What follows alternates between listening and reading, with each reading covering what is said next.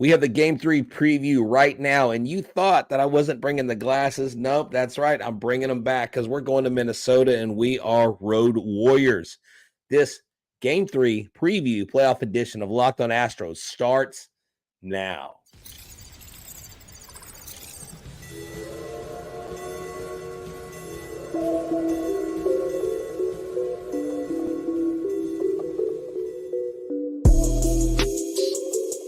Welcome to Locked on Astros, your daily Astros podcast. Here are your hosts, Eric the Man Heisman and Brett H-Town Wheelhouse Chansey. We are Locked on Houston Astros, and we hope that you join us for a daily Locked on Astros podcast. My name is Eric Heisman. You can find me on X at Eric Talkstros. You can find the show at Locked on Astros, your team every day. Brett, where can I find you at? They can find me on X, Instagram, and Facebook at H-Town Wheelhouse. They can find me on X, Instagram, Facebook, and TikTok on Stros411 at Stros41. Always positive, always Stros. And look, I'm trying to be someone today, baby. And we're talking about both titles. This is a two-time World Series winning team. Look, follow us on all socials, please. We are free and easy to listen to. Eric, tell everybody who our sponsor is. All right. Well, I know that X sometimes is not a safe place to be around. Like sometimes Twins fans come after you, but in this time where there's all this weird stuff going on, sicknesses and everything, you always want to be ready. So today's episode is brought to you by Jace Medical. Empower yourself when you purchase a Jace case, just like this one, providing you with the personal supplies of up to 5 antibiotics that treat 50 plus infections. Get yours today at jacemedical.com. That's JASE medical.com. And guys, thank you for making Locked on Astros podcast your first listen every day. Whether it's on YouTube, go and keep on subscribing to us. Go and give us a big fat thumbs up. We are so close to 10,000 subscribers, and I think we're at 9,500 or 9,600, something like that. So all we need y'all to do is go to YouTube, watch this video, go and click the subscribe button and give us a big fat thumbs up while you're at it, and go and make us your first listen on Apple, Odyssey, Spotify, wherever you listen to your podcasts. Go and check out the Locked on Astros podcast. And I saw some comments. I know I wasn't on the show last night, but a lot of people said the Locked on Astros team, I'm not saying this to throw shade at anybody, but they do appreciate the fact that we're always on after a win or a loss, and we're not going to leave you hanging. We may not get to it that night. I know Brett was able to get to it last night, but we know y'all need to get your frustration out sometimes, and we know that you need to be like, what the heck was that? And I think since I didn't have my say yesterday, I think on game 2, that was just Pablo Lopez's game. He was in total control the whole game, and there's nothing that could have the Astros could have done except try to hit better. But Pablo Lopez was just out there just dealing, and you can't combat that, especially when your co-ace is just having an off game. Yeah, it was a tale of two different pitchers that night. Framber, right, the presumed ace, and Pablo Lopez, the rising star in Major League Baseball. I mean, he's got a phenomenal reputation, and there's a reason why they traded Luis Ariz, who was the batting champion this year in the National League for the Marlins. And how often do you see a trade where both guys traded perform the year they get traded the way they have? So Pablo Lopez, a great pitcher. Not only is he a great pitcher, but I talked about it last night. Carlos Correa absolutely knew the game plan. And I didn't know this until after the show because I hadn't seen the comments. But Carlos Correa literally said, I knew what the plan was coming in when Framber Valdez was pitching to me. I knew he was going to throw me a sinker and a changeup, and he was going to go back to a sinker. He said I was hitting sinkers in BP, and so I was expecting it. And that's what enabled him to get that big double. And so Carlos Correa's intel proved invaluable to the Twins in game 2, because when Framber was off just a little bit, he was even hopping off the mound. And right, I made this observation last night on the show, Eric. He didn't look good in warmups. When he was warming up on the pitching rubber before the first inning, he was missing Maldi's glove. He was throwing stuff in the dirt in warmups. And so he was overthrowing. He was trying to overcompensate. And when your offense falls flat like that, or when you have a dominating pitcher, it's very hard to produce runs. And that's why I think going into game 3, it's very important that they get to Sonny Gray early, and we'll talk about that. But, Eric, in this game, Diaz came in late. There was some hope there. There was a moment where Chaz got up with 2 guys on. Right. Everybody wanted him to knock the ball out of the park. The Astros had opportunities. The Astros had their foot in the door. They just weren't able to kick the door open and thus score more runs or even tie the game when it was down only 3-0. So they lose 6-2 in that game too. But at least they're tied. At least they didn't fall their first 2 games. The Orioles are down 0-2 going to Arlington. We're not down 0-2. We're 1-1. I would rather have that than be in an 0-2 hole. Yeah, Carlos Correa also said that the Twins remind him of the 2015 Astros. They're young, hungry, and dangerous. And so we saw what the Astros were able to do. They did fall short versus the Royals that year. The Royals went on to win the World Series that year, if I remember correctly. But Correa had a couple of interesting comments after the game. But he said, I know what happens when they lose a game. I've been on the other side, and I know the speeches and the meetings and all the stuff that happens. They'll be ready to go next game. So will we. So the Astros have got to go out there and just have their game face ready. And it seemed like everything went well in game 1. And then it was just a flip of the switch in game 2. Everything went good for the Twins. And that's just the perfect example of the 2023 Houston Astros. They've been so inconsistent. You have your ace out there, Framber Valdez. He didn't have his stuff that day. Then you have offense that couldn't get anything done versus Pablo Lopez. But a lot of people were booing Carlos Correa. And I know that some Astros fans are saying, well, we're justified to doing it. Some people are saying this guy did so much for us. He was part of the 2017 team. He was part of a winning culture here. You shouldn't boo him. The Astros were never going to re-sign him, so it's not his fault that the Astros didn't want to re-sign him. But and also, what happens to Jose Altuve when people boo him? It seems to trigger him. But Correa said, "Well, it's okay. They want me to get out. That's the way I'm seeing it. They're seeing it as me as a regular competitor. Yes, I used to play for them, but they're rooting against me because they want to see me get out. And yes, so basically Correa says it's part of the game, and I don't think it's them booing me because I left. It's just they want me to be out to get out because they know what playoff Carlos Correa can do, and we've seen it. We've all seen it multiple times. And that's why I think everybody's like, let's not wake up the bear. And Carlos Correa in game 2 may have been awoken. Yeah, he may have been awoken, but look, he is only one player, and you do have to play the whole team in these next 2 games. And I still like our chances, even going up to Minnesota. I know the weather I think is going to be windy, going to be a little bit cold.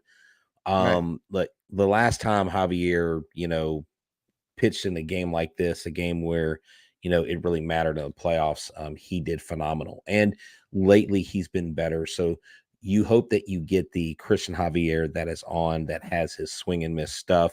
And you hope that the bats of the Astros meet that baseball at the right place, because we hit well in Minnesota. We have hit the ball. We've hit a lot of home runs in this park. You need to get guys on bases. You need to look. Their catchers behind the plate are not stalwart catchers when it comes to throwing runners out. I think they need to try to steal more. I think Kyle Tucker does not need to be the only guy trying to steal. I think Altuve needs to try to get a good jump. I think McCormick, if he's out there, needs to get a good jump. Someone asked about Dubon. Is Dubon going to be out there? But here's what Dusty has said about game 3. Yainer Diaz is going to be playing DH. Michael Brantley is going to be resting. He has an off day, and which means Yordan Alvarez is playing left field. Now, my only thing is Yordan Alvarez in that left field, it's a lot more cavernous than you have Minute Maid Park. It's a lot deeper. And so he's out there. You just hope that works out. But what that means is Brantley hopefully is like coming off the bench. You've got a bat there, but now you've got both your catchers in. So if you want to pinch hit for Martin Maldonado, that then becomes a strategy-based move. So we'll have to see how Dusty manages that situation. But look, if you're having a tough time managing situations where you need medical attention or you need help with medicine, then you need to call Jace Medical. That's right. The Jace case provides 5 life-saving antibiotics for emergency use. All it takes to get a Jace case is to fill out a simple online form, and in some cases, jump on a quick call with one of our board-certified physicians, and you can get ongoing care from our physicians on any treatment-related questions. Doctor created, doctor recommended. Don't get caught unprepared. Everyone should be empowered to care for themselves and their loved ones during anything that's unexpected. We all know about unexpected events and natural disasters along the Gulf Coast. This could be one of the things that helps you get along the way. So make sure that you order your Jace case today. There are customer reviews where people have talked about and raved about this. You see Eric has got his. It's simple. You go online, fill out the form, you get the prescription and the med sent right to your door. So right now you get $20 off these life-saving antibiotics today from Jace Medical by using the promo code Locked On at checkout on jacemedical.com. That's JASE medical.com. And make sure that you listen to the Astros play the Twins on Tuesday in Game 3 of the ALDS at 3:07 p.m. Central Standard Time. Catch all the hometown play calls on SiriusXM. Go to SXM on the app and search Astros. All right. So, yeah, there's been a lot of comments about Game 3. Game 3 is going to be very critical because the Astros are an unfamiliar situation. They have not been since 2017. They've always won the first 2 games at home. Or Right. so it's just they're in a weird situation, but they can still get out of this. They just need 2 more wins. So they've got to at least win 1 game in Minnesota, if not both games, and then come back home. And like you and I were talking earlier today, if this series goes to 5 games, who you likely going to have to face again? Pablo Lopez. So the Astros Right. have to face the guy that kind of shut them down. So I think Game 3 was the game I was a little bit more concerned about because Sonny Gray has pitched well against the Astros in his career. And so I'm a little bit concerned about that. He does have some playoff experience as well. But this is what he's done in his career. Sonny Gray is 4-4 with the 3.03 ERA with 65 strikeouts in 12 appearances versus Astros in his career. This year, in 13 innings pitched, he has 16 strikeouts. He's allowed 4 earned runs in 2 games. So 16 strikeouts in 13 innings. And 13 of them was in 1 game. So it was a dominating start. So Sonny Gray can be really good. He can also give up some stuff. So we'll have to see how he will do this year. And that's his best start since 2013, his very first start against the Astros when he played for Oakland. August 15th, 2013, he struck out 9 batters in over 8 innings, giving up no runs and only 4 hits and 1 walk. So that by far was his best performance. The most strikeouts between the 13 and the 9 was a 7 strikeout game, and those were both in 2013. Look, Sonny Gray is a good pitcher. Sonny Gray goes out there and he's going to do his best to give you a quality start. The thing is, when the Astros do get a hit, when they do get a guy on base, if you're going to get 6 hits, if that first hit happens, the guy's on base, you got to knock him in.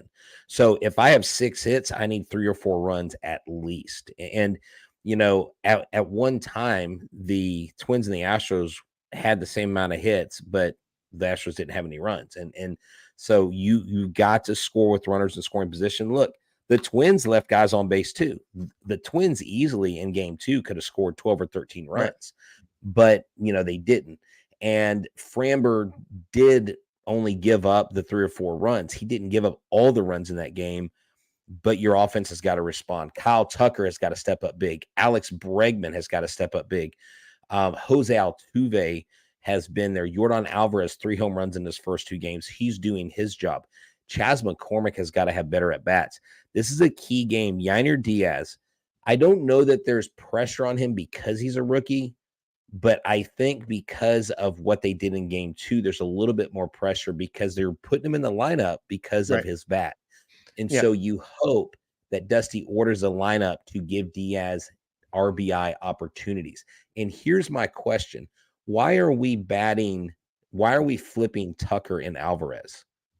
Why is Tucker not batting in front of Alvarez? Why do you have Alvarez and then Tucker? I think it should be flipped the other way around. If Bregman's slumping, do you take him out of the 2-hole? I'm just saying, I don't know if Dusty's going to mess with the lineup. I believe he had the exact same order game 1 and game 2, Right. even if there were different guys in there. Is he going to deviate from that in game 3 and attack Sonny Gray differently? I think he wants Alvarez in there as many bats as you can because he can tie the game with a home run. So I know there's not that much difference statistically between 3 and 4, but I think that's the reason why. But that makes sense. Okay, that makes sense. And who has the most RBIs this season? Kyle Tucker has the most RBIs in the league, so that would say why he needs to be batting 4th.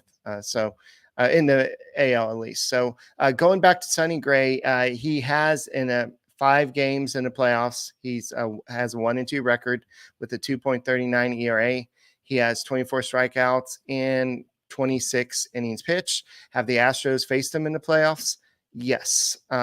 During 2017, yes, that season, he was with the New York Yankees, and during that postseason, he had a 4.32 ERA. In 2 games, he allowed 4 earned runs, 1 home run, 6 walks, 6 strikeouts. So that's pretty much the last time before this season that he's been in the playoffs. So it's been a while, but he didn't look like he had any rust in the wild card series. He pitched 5 innings, shutout innings, and only allowed 2 walks and 6 strikeouts. So this guy's going to be pretty tough. But Cristian Javier, I know Cristian Javier has kind of been struggling a little bit this year. He hasn't been the same, but we saw him kind of turn it on. And do you know that the Astros are 11-3 in games that Cristian Javier pitches in the postseason, and that he only has the 3rd highest ERA in baseball? I mean, sorry, of the Astros, I think in the postseason ERA. I think it's actually Garrett Cole, and actually take the back. Yeah, it says Javier has one of the most impressive postseasons. Only Garrett Cole, with a 2.17 ERA, has a lower ERA than Javier's 2.20 above Astros pitchers with 20 innings. So basically, you have Garrett Cole, then Cristian Javier, then a whole bunch of other people's. So Cristian Javier is a guy that's going to get it done in the postseason. And I have his stats here. If you want to say something real quick before I give you the stats. No, go ahead. Okay, so in the playoffs, he has a 4-1 record, the 2.20 ERA, 48 strikeouts, and 14 appearances. And what has he done against the Twins?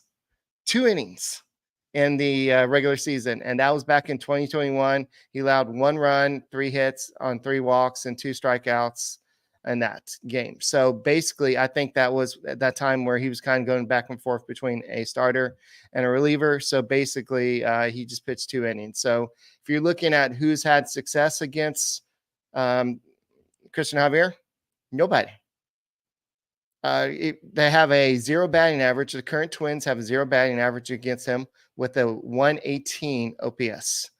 That's pretty darn good, I would say. But granted, small sample size. While if you look at Sonny Gray, the Astros have a career 260 batting average with 1 home run, 10 RBIs, and a 679 OPS. Look, I mean, the bottom line is you got to have Cristian Javier come out and be vintage Cristian Javier. He can't be 2023 Cristian Javier because all that record tells me is that up until this point, he's been excellent in the playoffs. But up until this point, this pitching staff, this relief pitching staff has been excellent up until this year, and they've been shaky at times, sometimes consistent. The relief core has been top 5. I think maybe towards the end of the year they dropped to maybe 6th or 7th, if I'm recalling that correctly. The potential is definitely there. They're definitely there because he's been in these situations before. What you have to hope is that Javier doesn't have any kind of mental meltdown or that he stays focused and doesn't get discouraged. You can't hit batters. I mean, that's one of the things Framber was doing the other day, hitting batters. It's like, come on, like you can't hit hitters. Right. You got to throw up and in, but you got to control that ball. I think this team has a really good chance to win this game because, really, honestly, I think all the pressure's on the Twins because they're going back home.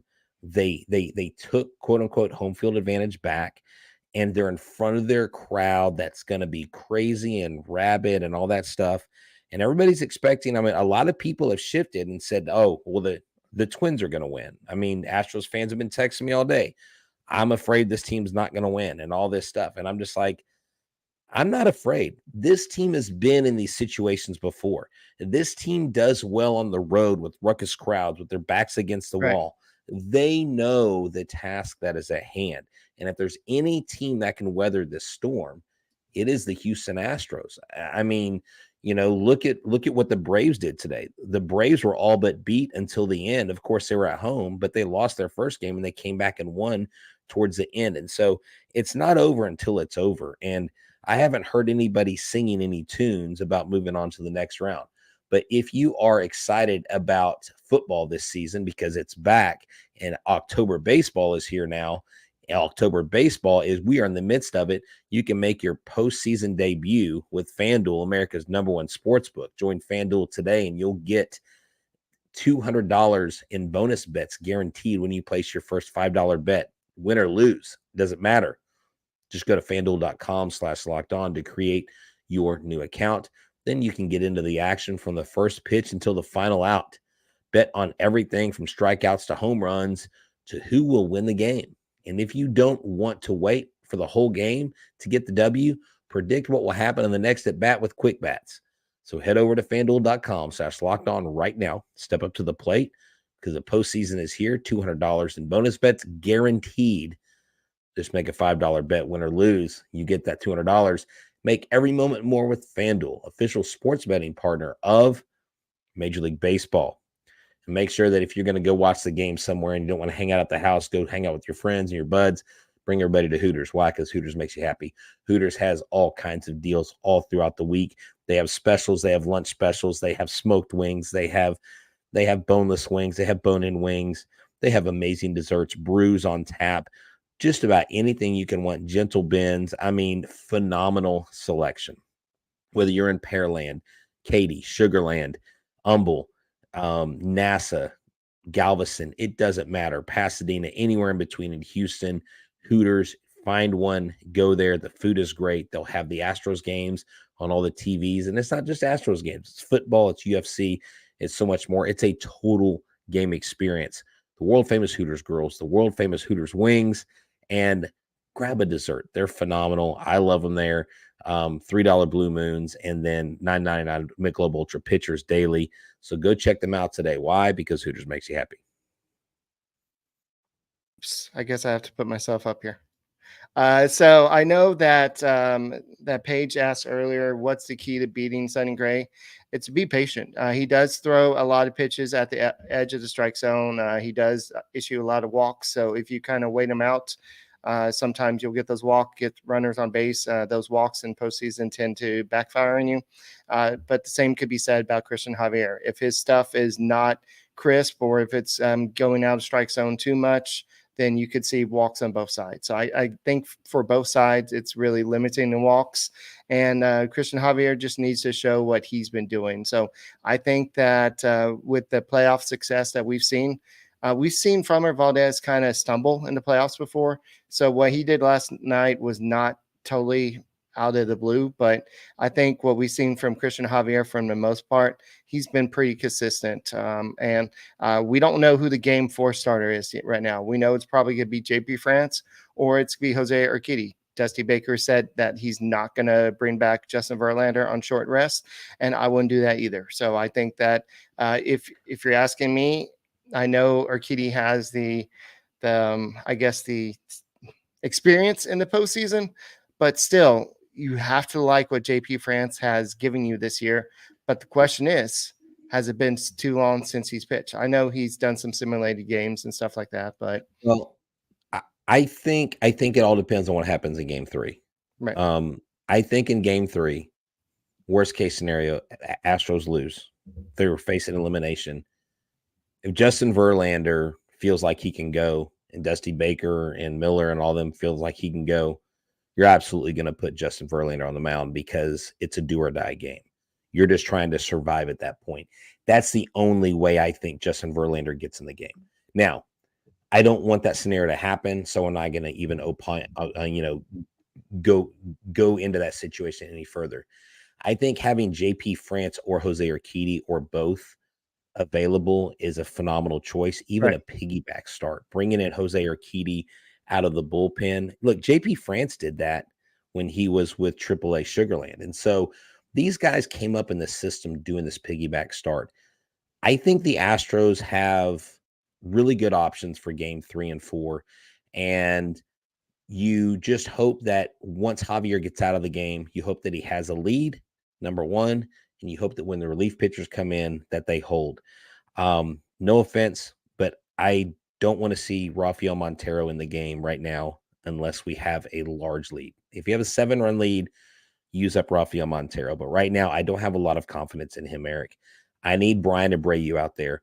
I need Hector Neris out there. And I know Hector Neris just gave up 4 runs in that 1 inning. Right. But I'm putting Hector Neris back out on that mound. He has got the confidence. He is the guy that will fix it the next time around. He rarely, and I don't know if he's ever given up runs in back-to-back games this year. If he has, I've forgotten it already. But we do have in Stanek. Look, Jay Roberts mentioned it. Stanek did look good. As long as they are holding with the lead, get the lead, take the pressure off Javier. Diaz, get some RBIs. You still got Maldonado in there, and Maldonado, if there's a runner on second, can it be required that Maldonado bunt? Can it be required that he not swing or hit into a double play? Or there's a guy on first. Can we bunt? Can we not hit into double plays, Maldonado? Stop trying to hit home runs when we are not scoring runs, and just move the guy over. There were a couple things in that game. Correa was key in that game, and someone said earlier, I think it was Mr. Corona, one of our faithfuls, said, this isn't the Correa show. This is the Astros. Let's move on with our team. But the reason why we did start out talking about him a lot was because he was pretty much the reason outside of Pablo Lopez that the Minnesota Twins and people on the radio this morning were calling them the Minnesota Correas. Because if it hadn't been for Carlos Correa in that game, right, they wouldn't have done what they did. I mean, it would have been a closer game. They probably still would have won because we only put up a 2 spot. But I need Yordan Alvarez to hit a home run. I need Yordan Alvarez to hit 2 home runs again. He has guy, 3 in 2 games, Brett. I know. Geez. I know. I want 2 more. I'm saying that. He's doing great. No, I know. That's why I'm saying I need him to hit 2 more home runs. What's wrong with that? You don't want to get greedy? Dude, I want to get greedy. This is the playoffs. Yeah, I know. I want to beat the brakes off of the Twins. I want to win 12-2. I want to, because, see, if we go to a stadium and if this team quiets a crowd, our manager doesn't pick on the crowd like their manager. Our manager doesn't worry about things like that like their manager does. I just want to beat the brakes off of the Twins, silence the crowd. Let's get the baseball universe back right. Because everybody's cheering against us. Nobody likes us outside of Houston, and that's fine.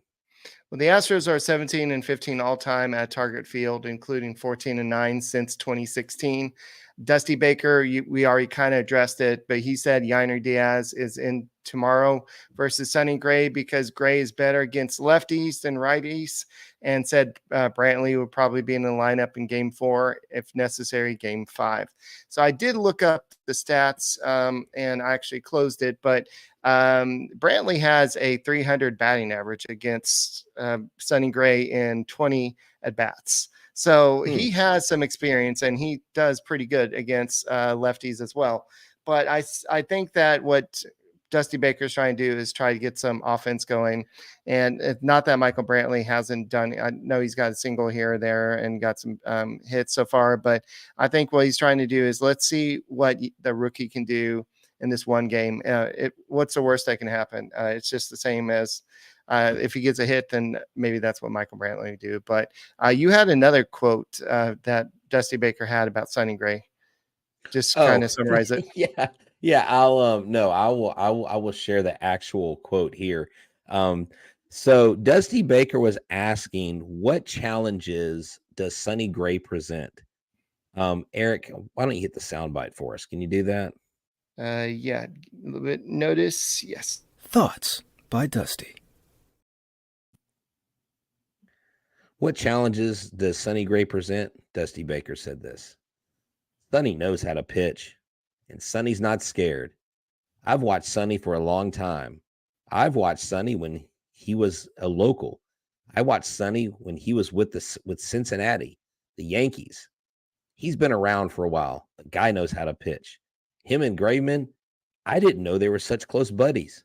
They're Southern boys. Southern boys usually don't be too scared. Now, so Dusty Baker, what's your game plan against Sonny Gray? You still didn't answer the question, dude. He's a Southern boy. He's good. He is good. But how are you going to attack his fastball? And hey, we're just going to hit the ball. This team knows how to hit, okay? Look, this was a classic Dusty quote. And since we're doing thoughts by Dusty, I thought you guys would appreciate this because I don't think this is going to get much press, but it's hilarious. Asking Dusty about what he wore today. Dusty, we don't often see you in street clothes. How often do you wear your ring? He was wearing his 2022 World Series ring. He said, not very often. I wear this one a lot more than I wore the other one with the Dodgers. Because back in 81, my fingers were a lot skinnier then, and the other one doesn't fit. So I wear this one. Like my daughter used to watch She-Ra when you want some power. And then the next question was, so some significance to wearing it on this trip? He goes, well, I was wearing it yesterday and it didn't work. Sometimes I wear it when I want to feel like a champion. I love that line. I got a few friends around who want to see it. Like I said, I don't wear it that often. It's big, it's beautiful, but I'm recognized enough. When I have this one, it's a topic of conversation I'd rather not be recognized. If you recognize me, fine. If you don't, I'm not going to show off. Plus, sometimes it snags on my clothes. So Dusty gave more of a breakdown of why he's wearing the ring than, hey, Dusty, how are y'all going to attack? Like, the same reason we don't know game 4 starter. I know a lot of it depends on what happens game 3, but there is some strategic methods here, like to not have them prepare. So what if they prepare for JP France and then it ends up being Jose Urquidy?